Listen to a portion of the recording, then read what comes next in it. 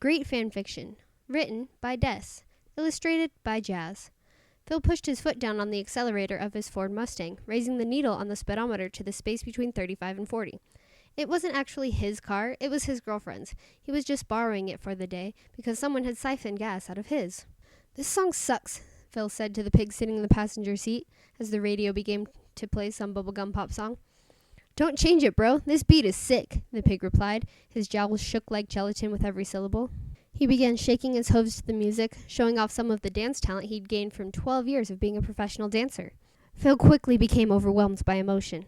The pig wiggled his arms and hooves some more in response to the music.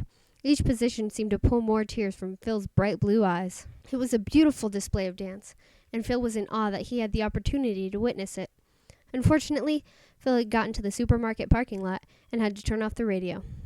"Oh, hold on, I have to empty my pockets," the pig said as the two climbed out of the car. He proceeded to pull acorns out of the folds of his pink skin. He placed them gently on the passenger seat of the car and caressed them, repeating softly, "Soon, my darlings, soon." As Phil and his pig walked toward the market, they saw a fragile old woman struggling to put the groceries inside the trunk of her car. They decided it would be a good deed to help the poor woman, so they made their way over to her. "Would you like some help, ma'am?" asked Phil.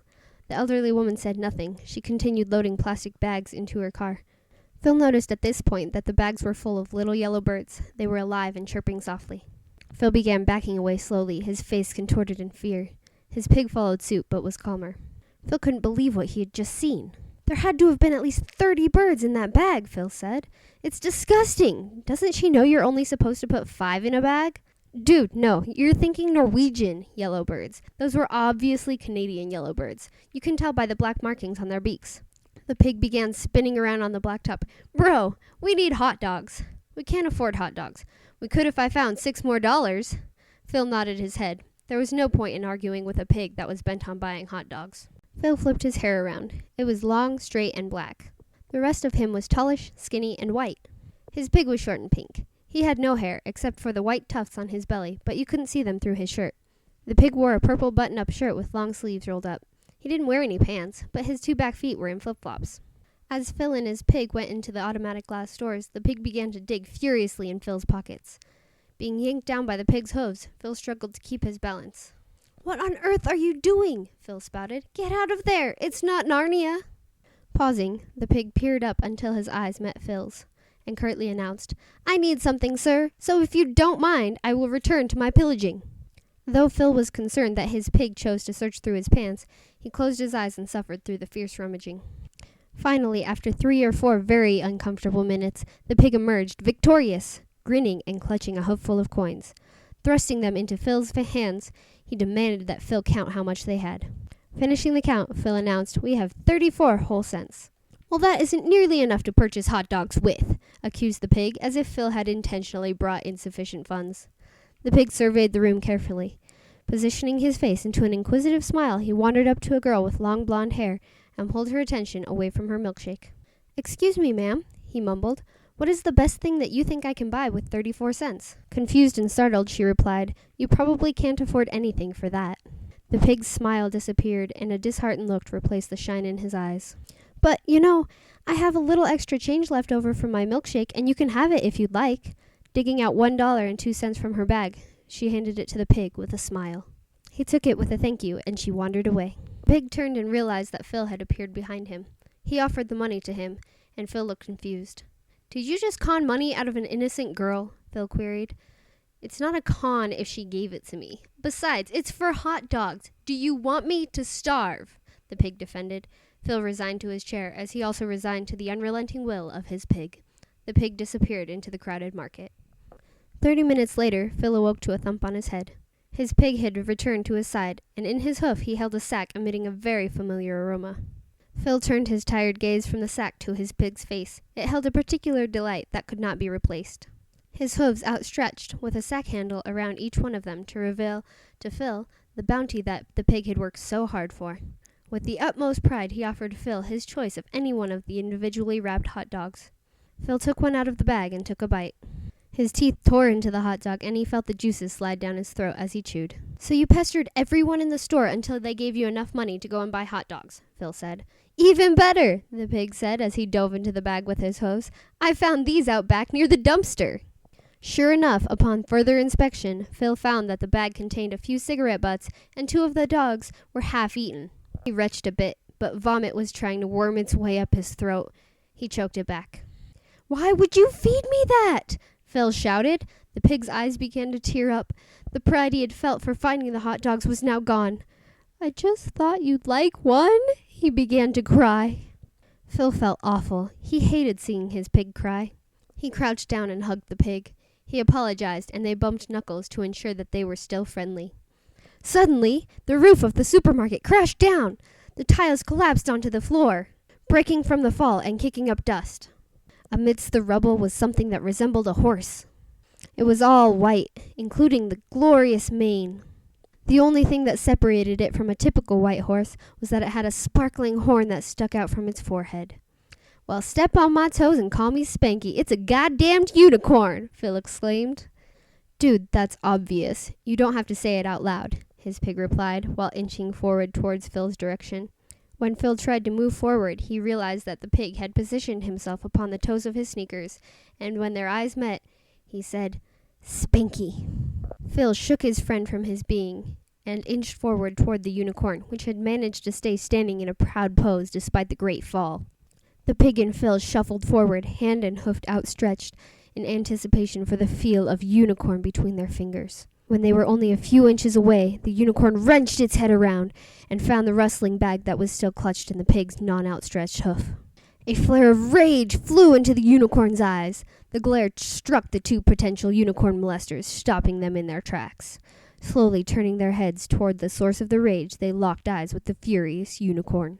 Opening his mouth wide, the unicorn let out an immense sound that shook the broken ceiling tiles that were scattered around the surrounding area. "What did you do?" Phil whispered angrily to his pig. "Nothing that I know of this time," the pig replied. The unicorn took an ominous step forward and twitched its gaze back and forth between the pig's terrified face and the bag of dumpster hot dogs. Enlightenment illuminated Phil's face. He realized that he had not only eaten a hot dog from the trash, but a hot dog stolen from a unicorn in the vicinity of trash. A moment of rage passed through his body toward his piggy friend, but was quickly replaced with an odd urgency to protect his friend. Phil leapt between the 2 animals and flung his arms away from his body, as if he could actually be an acceptable and effective barrier between 2 vicious, angry, hot dog-obsessed creatures. Because of Phil's selflessness in this situation, the universe decided to reward him. He felt his right hand shift and convulse, and as the skin melted away, he saw gleaming metal underneath. When the skin was gone, he looked down once more. Phil saw that his hand had now become a laser cannon. The unicorn had used this time to paint his face with what seemed to be unicorn war paint, consisting of swirly lines under its eyes and flowers along its sides. It opened its mouth and emitted the guttural, deep, rumbling noise again.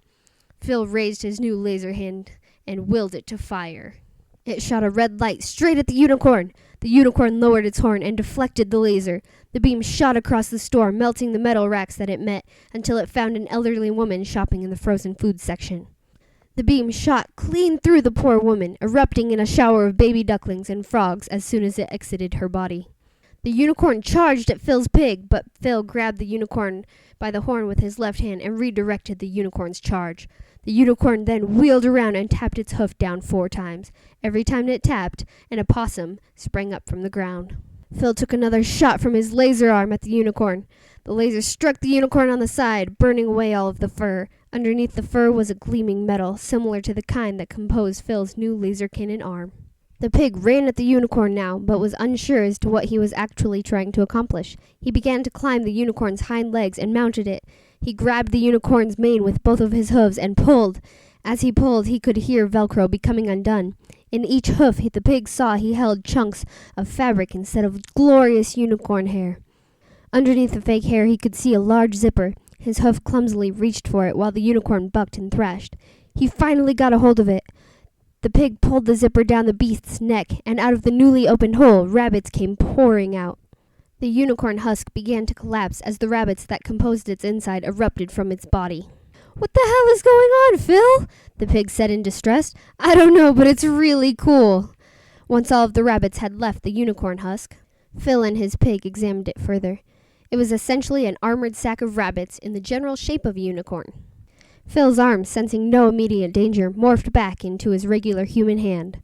"Why does something like this happen to us every time we go to the supermarket?" the pig asked. "Because you keep stealing food from that dumpster out back. Last week it was burritos and we ended up getting attacked by that cyborg turkey," Phil replied. "I don't blame you though. You're just a curious little dancer." "I'm just always hungry, bro." "Yeah, you are. Now hurry up and get back into my pocket. We need to get home." At this, Phil's pig began to shrink his body to the size of a nickel. His legs compacted into his body and the rest of him just shrank. The pig climbed up Phil's leg and eventually got into his pants pocket. Phil began to walk outside of the supermarket and into the parking lot.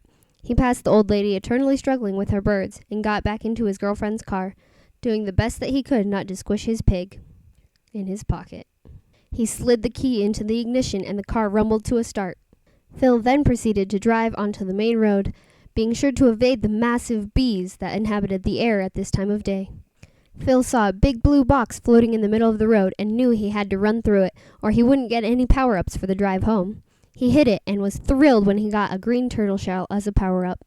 He fired it immediately so it could clear a path for him to get home, allowing for a safe drive to his girlfriend's house. The shell hit 3 bees and turned over 2 cars before finally exploding. Phil finally pulled into his girlfriend's driveway and turned off the car. He saw her standing in the doorway wearing a pair of Harry Potter-themed pajamas and a large black shirt with random colorful squiggles on it that belonged to Phil. He ran up to her and gave her a hug. When they got inside, Phil took his pig out of his pocket and put him on the table. "Stay small, dude. I don't know how she'll react to you." "Fine, but you need to introduce me soon. Pals before gals, man. Pals before gals." The end.